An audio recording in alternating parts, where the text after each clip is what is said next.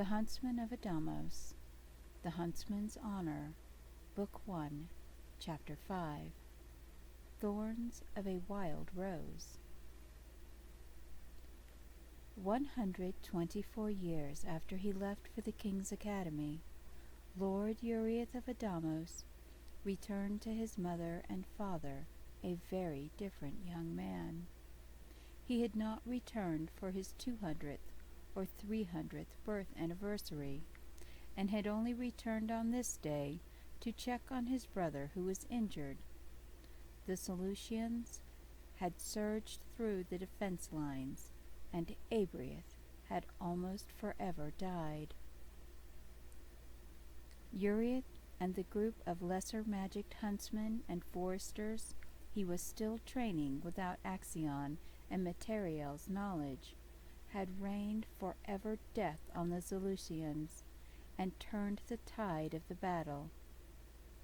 When his group had rushed to the aid of Regulus and Guardian Voltaeus, the seasoned warriors had been shocked with the efficiency with which Yurieth had rallied and commanded the warriors of his wounded brother. It was almost like Yurieth could see the progression of the enemy and counter it before they could advance. 6 hours after the battle had been begun, the Aetherians had regained a fourth of the occupied lands.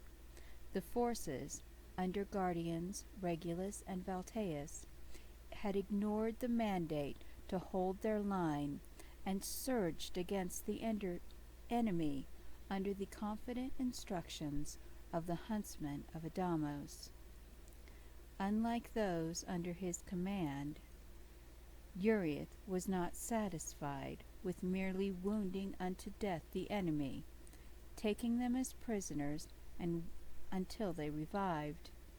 He had seen enough of their cruelty during his missions into the occupied territory that he made sure he forever killed every Seleucian he encountered.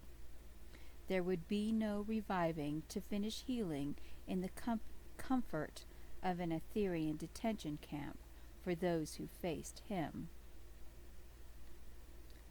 His parents were hugging when he walked into the foyer of the winter castle. Yurieth bowed to them. He could sense they were shocked to not be able to sense him or his emotions. "Mother, Father, I have come to check on my brother." Adamos eyed him cautiously.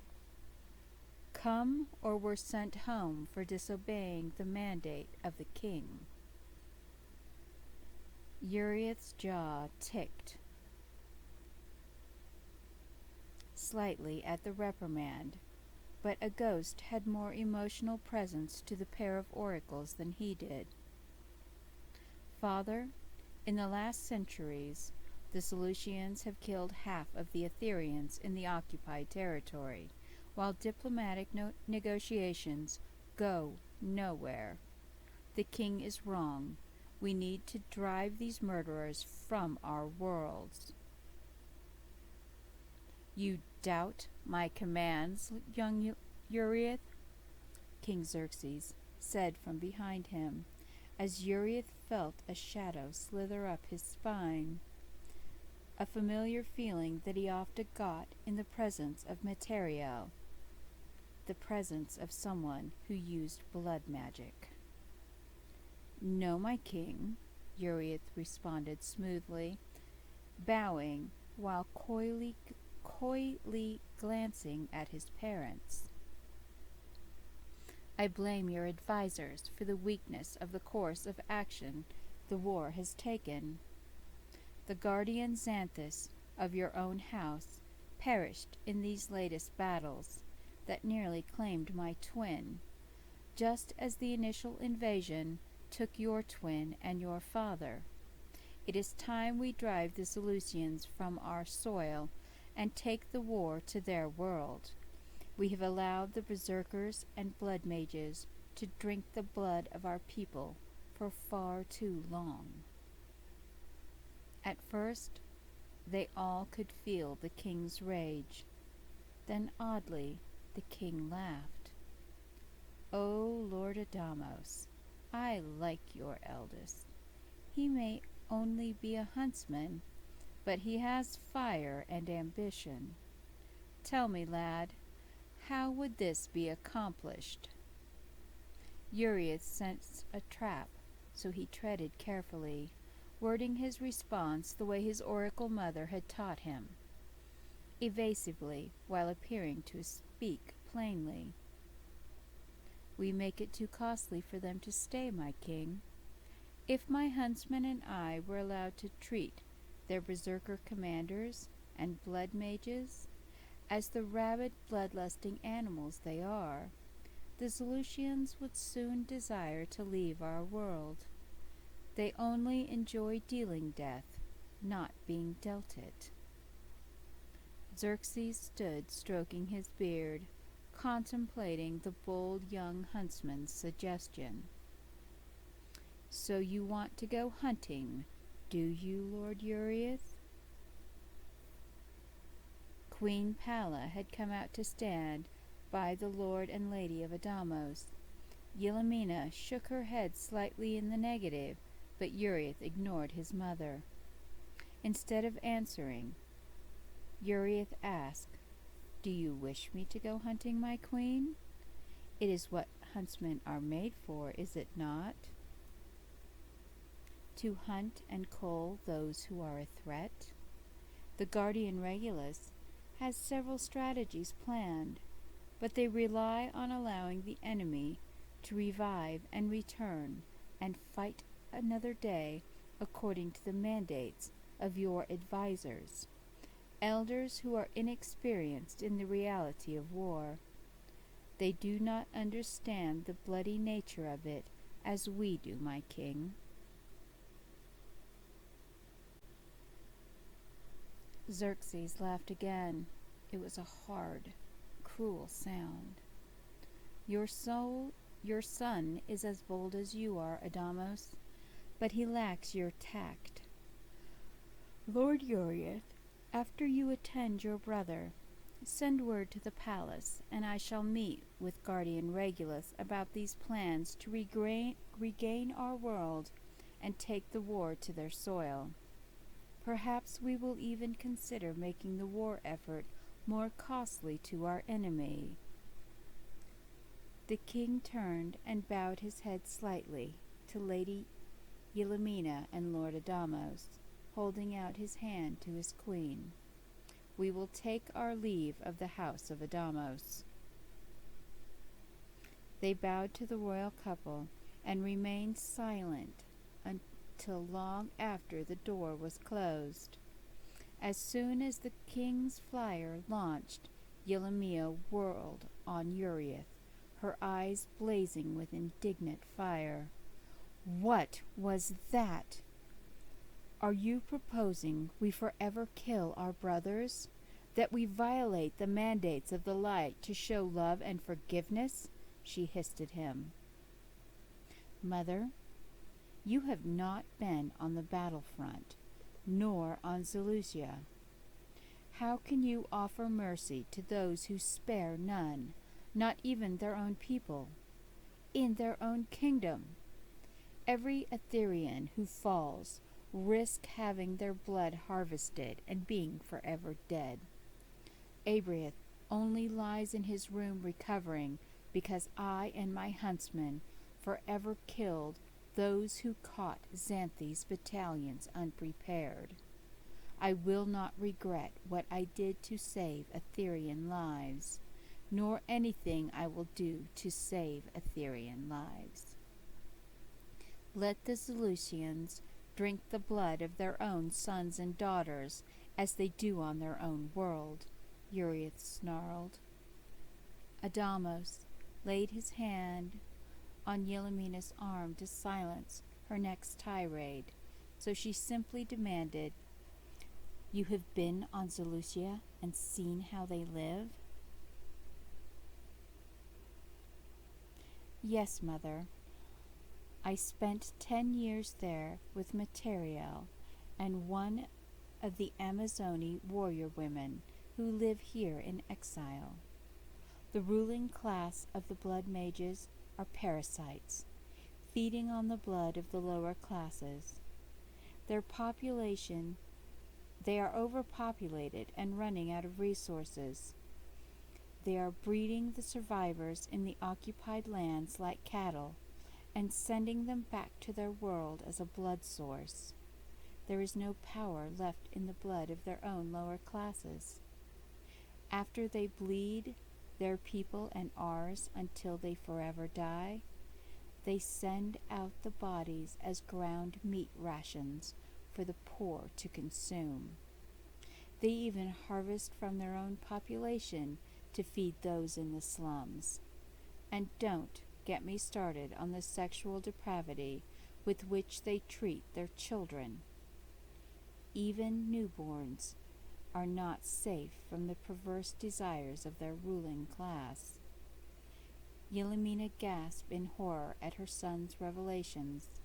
His mind showed her the images of the horrors he had witnessed. Tears ran down her face, and Yurieth felt his heart hurt. Reaching out, he took her hand. "I'm sorry to tell you and show you so harshly, Mother, but the war cannot be won through diplomacy and prayers. The Zelutians have succumbed to the darkness, bloodlust, and madness. They will not be saved." Yurieth looked at his father. "You should have told her what I found, Father." Adamos shook his head slowly. "I would not have my beloved burdened with such horror. You should love your mother enough not to have done this." "My mother is stronger than you think," Yurieth snapped. "I know more of her strength than you ever will know. She is burdened enough without your hatred and need for retribution heaped upon her heart," Adamos argued back. "You are falling into shadow, Yurieth, a path you will not find it so easy to come back from. Sometimes you have to become your enemy to destroy them." Yurieth quoted Materiel. "Darkness cannot defeat darkness. Who told you such nonsense?" Yelena demanded. "My mentor, Materiel of Adamos, a former master assassin of the Blood Brotherhood of Zelucia." Her look of shock turned to one of betrayal as she faced his father with horrified golden eyes. "You are letting a Blood Brotherhood assassin train my son?" Yurieth took the moment of their argument to go to his brother's room. Yurieth looked pale as he slept.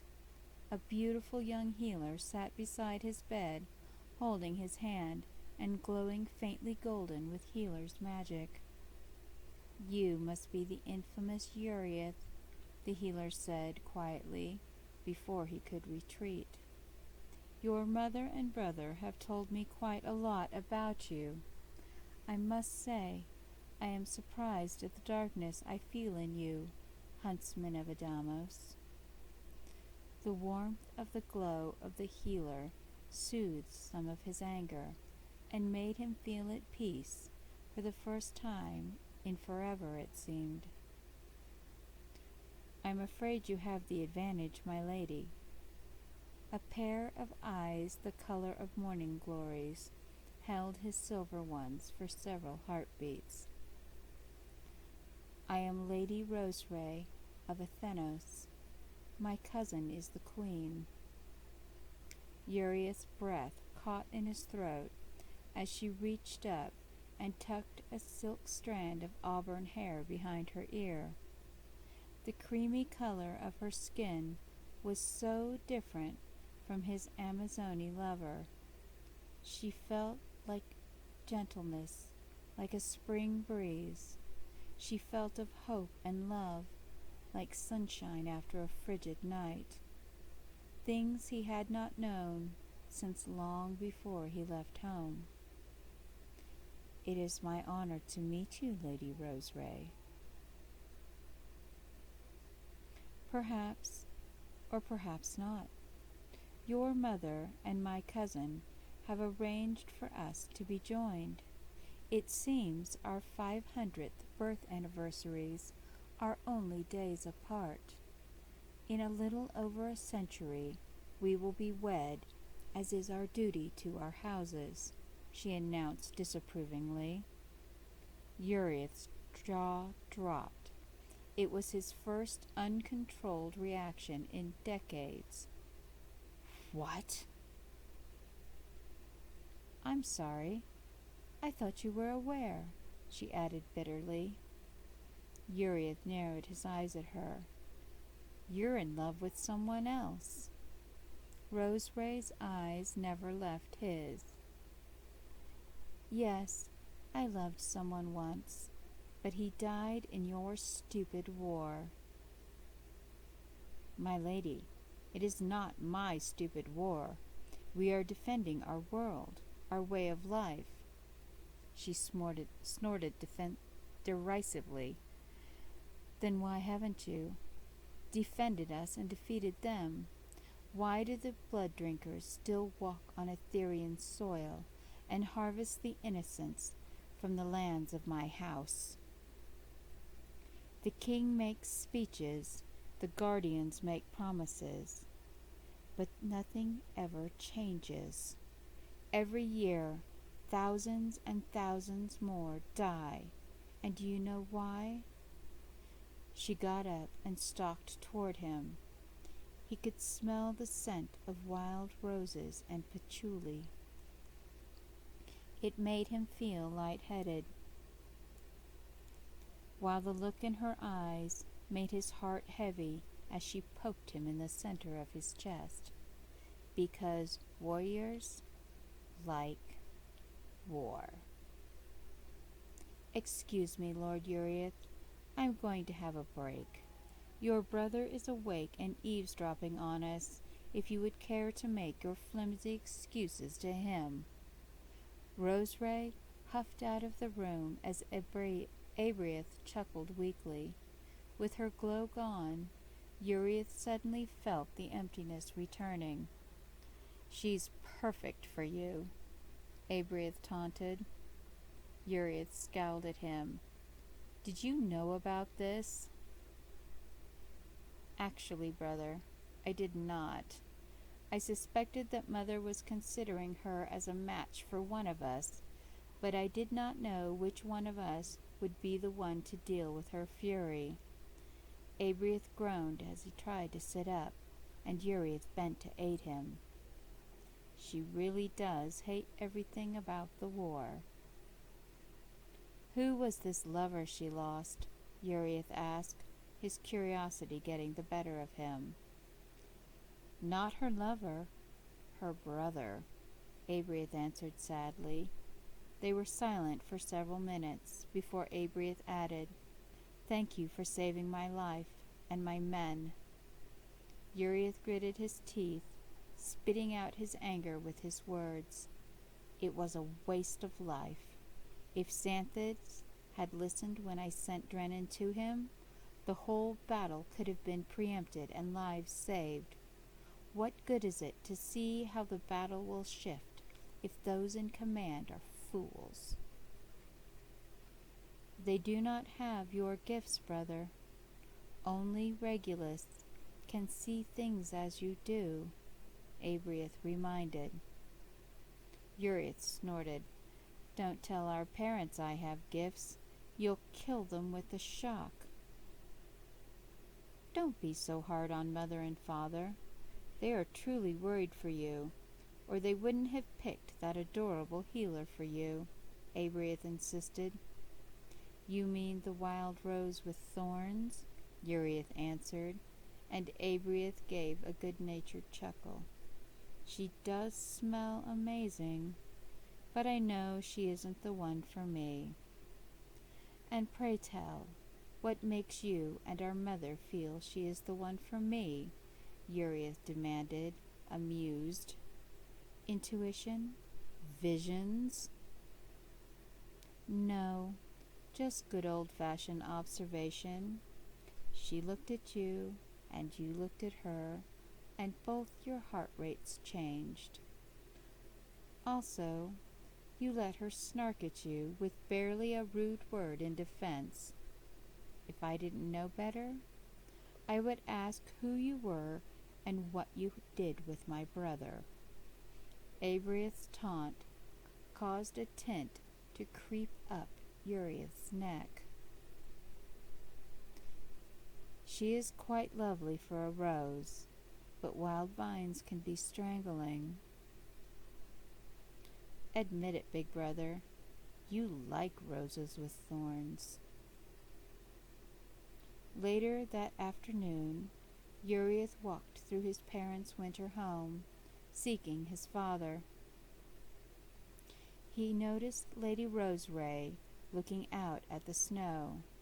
She shuddered and reached up to touch a flower in her hair. It had been preserved through magical means. I take it you do not like the cold climate of the high mountains, my lady? Yurieth asked. No, my lord. I prefer to live in a place where the breeze is warm and the flowers bloom for most of the year, she retorted almost resentlessly. Not in the flowerless wastelands. There are flowers in the mountains, my lady, Yurieth pointed out. Really? She sounded disbelieving. Yes, my lady. Alpenfleur in the high meadows, and we also have wild briar roses in the castle garden in the summer.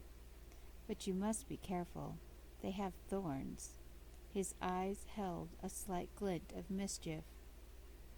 All roses have thorns, Lord Yurieth. It is their nature to be sweet and painful. That is the end of chapter 5. The next chapter is chapter 6, False Promises. Thank you for reading.